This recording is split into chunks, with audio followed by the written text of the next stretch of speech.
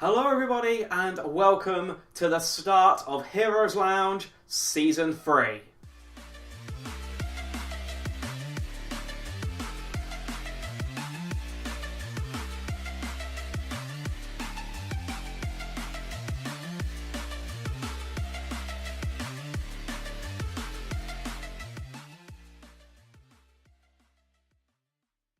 After the unmitigated success of Season 2 and the edge of your seats pants action that we had for the playoffs, we are back with numbers showing this Season 3 is going to be bigger and better than Season 2, which is going to be absolutely brilliant. We have all of the details here for you, so sit back, listen, and welcome to Season 3, Week 0. Now, what returning viewers will have already noticed is that there is a brand new Heroes Lounge division layout. We have 5 divisions going into this season with severely tightened MMR skill ranges to allow us to have a lot more even games. Now, also, we have part of the reason for this is we have a spectacular number of teams. Last season, we had about 90 at the end of the season. To begin with, this season we have 103 returning and brand new teams, as well as then having 118 free agents, all been distributed across other teams and leading with free agent teams, putting the total count at 120 plus teams, which is spectacular numbers. The growth on that is absolutely insane, and we are loving it. Absolutely loving it. Now, as well as introducing a number of additional divisions, we have tightened the MMR bracket for each division, with Division 1 at the top being any team with an average MMR of 2,600 and above. Division 5 at the other end is 2,050 and below. And for the other 3 teams, hitting approximately a 200 MMR window in the middle. Now, this is team average MMR, so of course any team with a particularly high ranking and high rated member can of course pull the average up. So that is still a thing that can happen, but other maths have occurred to allow us to alleviate some of this a little bit. By maths, we are not just accounting this season for your Hero League MMR. It's not just your Hero League Hot Slogs MMR. It is a combination of your Hero League score, your Team League score, and your unranked draft score. I believe some weightings apply to it, with 50% of the weighting still being your Hero League, 30% being your Team League, and 20% being your unranked draft, to give a rough average of your individual MMR scoring. Again, so you have an average MMR score, put into that, then fed into the team. The team then has an overall average MMR of all of its players, which you then get fed into your division. Now, for Division 1 in particular, it sees a lot of returning teams from last season, including the Season 2 champions Fat 5, the Season 1 champions No Trick Ponies. We are seeing a return of Gaming in the Rhythm. We are obviously seeing a return of the My Insanity team, and we have with us for this season guest starring Kendrick Swish. He has made himself a team and has now overtaken Fat 5 as the highest rated team in Heroes Lounge. Could it mean they lead to victory? Who knows? We don't know. Anything can happen. The party is on, and the next few weeks is going to be extremely interesting, leading us to the brand new matchmaking system.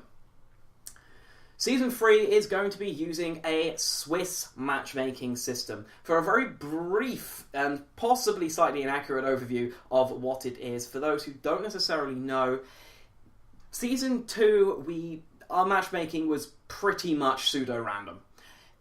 as long as you didn't play the team before and they were in your division, you were potentially going to face them. Now, some of the problems, as we saw, was that some games, even within a division, were complete stomps, and that's not fun for either team or fun for the viewers, and that's not what we want. Going into this season, we are using a Swiss matchmaking system. What this fundamentally means is, well, for the first week, that is going to be random. Switch matchmaking works on your wins and losses and tries to match you to a team, or tries the absolute best to match you to a team with a similar score. So for this week, of course, everyone has 0 wins and 0 losses, so it is complete fair game. Next week, half the teams will have 1 win and half the teams will have 1 loss. The 1 loss teams will be matched against each other, and the 1 win teams will be matched against each other. After a couple of rounds, this should average out, meaning that most of the games that will be happening during your playing weeks will be fairly even. Now, obviously, there will be exceptions. You might not necessarily get matched for people of the exact same scoring if you've already played them before. Some rules still count that you can only play one team once as a league game, and some teams will still be getting buys for odd-numbered divisions. Speaking of playoffs, there are certain things for these which have already been decided, including the dates and the layout of the playoffs. Now, one of the discussion points we had from last season, it took ages for us to decide, or Heroes Lounge itself to decide when the playoffs were happening and what the criteria was. This time we are doing it completely straight up, and this is the information I have to give. The most important thing to note, of course, is the positioning. We will be having the top 8 teams of Division 1, the top 4 teams of Division 2, the top 2 teams of Division 3, and the singular top team of both Division 4 and Division 5. These playoffs will be going on. We will be having 9 weeks of league games once again, so we're pretty much setting ourselves in for 9-week seasons. The final week to allow for tiebreaker matches, we will be working on wins alone, I believe, as far as I'm aware. We will be working on wins alone to determine league position for playoff eligibility.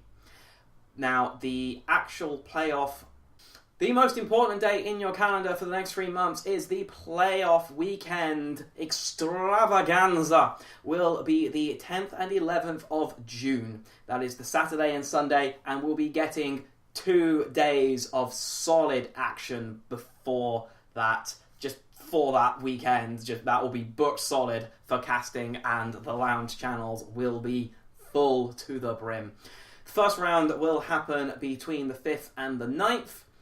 To eliminate some of the games. Final positioning for the league, if we require tiebreakers for positioning, will therefore be occurring on the 3rd weekend of the 3rd and the 4th. That is the last time we can get a game in. So there is your eligibility criteria straight up. There are prizes. I don't have the details of those at the moment, but there are, due to the Mindsanity sponsorship that we have this season, there are prizes for the winning team. I just don't have that information with me. Now, for rules going into this season, there are a few changes that have been made, mostly to do with clarity around certain things, mostly to do with substitute players. Now, first of all, map pool that is allowed is the HGC map pool. So everything except Haunted Mines, Blackheart's Bay, and Garden of Terror. All of the other maps are available to you. If you wish to know what heroes are currently banned for Heroes Lounge, please check the rules page before your game. They will be listed and kept as up to date as possible with all current known hero and talent bans and exploits as per known. As always, heroes that are released require at least 2 weeks, and therefore normally 3 rounds worth of play until they are made legal for lounge play. So Probius will be available for week 1. Now for subs, This time for your team pages, some of you may have noticed there is just a roster, there is not a core and then substitute roster. Now we've done this so everyone who is on your, to make it clear that everyone who is on your team page is eligible to play in your matches at any time. If you are changing players between games, then you must still inform the opposing team captain. That absolutely must happen. The main thing is off-roster subs, so known on the rule set as substitute players. If you wish to bring in a substitute player, you still must have the opposing team captain approve the submission. If they do not have a hot slogs page, they will be denied. If your opposing team captain still lets the substitution through, you're fine. However, they can be allowed, by letter of the rules, to deny your substitution if the substitute player's weighted average MMR, as we discussed previously, is out of bounds for your division. So to take myself as an example, my own weighting gets me roughly 2.4 MMR, 2.4k MMR, 2,400. What this technically means is that while my team for this season is in Division 3, any team captain within Division 3 can be allowed to tell me I am not allowed to sub for any other Division 3 team due to where my MMR sits. The other clarification we have made this season is on taunting and rules around B-stepping, dancing, and all of the other and everything else. Anything that can be constituted talking by making a direct action by your character. This includes, but is not limited to, actually be stepping in vision of people, walking repeatedly into the enemy's spawn point, doing /taunt and /dance around them. Then that will constitute as taunting, and there will be a warning. Repeat offenders will lose their game, if not the match. We are doing this simply to avoid ambiguity, because as casters, we don't want to have to check each game whether the two teams facing each other actually like each other and they're doing it for fun. If you're doing it for fun and you like each other, then just pre-arrange something. There are other things you can do that do not involve direct taunting, what we consider direct aggravation of the enemy team. That's it for the seriousness, and that is the updated rules. Of course, this is on the rules page, so go and look at your convenience. Now, one of the big things of Heroes Lounge is that we are all amateurs. Now, the idea of Heroes Lounge is that we are currently the biggest European amateur league available, and we would like that to be the best amateur league. Not just in Europe, but anywhere. We would like this to be the best, and to do that requires near enough an army of people. This doesn't just include the players and the quality of teams and matches that we're able to present. This does include the background staff that you don't necessarily see doing all of the running. Heroes Lounge is not just to nurture players, but is also here to nurture casters and anyone who would like to get involved with esports in general or any other running. This includes the website development, casters, video editors, anything. What we're looking for particularly this season is we are looking at, with 120 teams, we're effectively looking at near enough 60 games a week. We are always, always, always after new casters. If you feel you have what it takes, then what you really need are three things. First of all is a PC powerful enough to run Heroes at full blast and be able to run OBS at the same time. A decent enough internet connection to be able to stream it, and a can-do high-energy attitude. If you feel you have all of those three, please get in contact with Heartless and ask him for caster tryouts, and those can be arranged. All of us started off as complete novices, and we have grown over Season 1 and 2, and we always need more casters. In addition to casters, we are desperately after creative people to do, well, things like this. If you feel you have video editing experience or just want to give it a shot, then also start getting in contact with Balwup, and he can help set you up.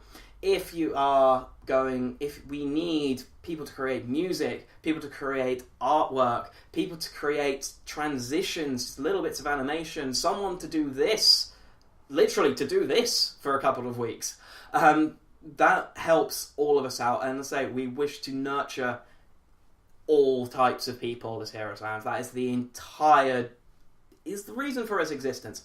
If you feel you can do that, get in contact with moderators. And thank you guys very much. The big news, obviously, this season is sponsored by My Insanity. This season is going to be bigger and better than the other two previous, and we will make it so. Thank you guys for watching this, and we hope you will join us for this adventure for the next 9 weeks, 10 weeks of playoffs. Let's do this. Let's go. Bye-bye now.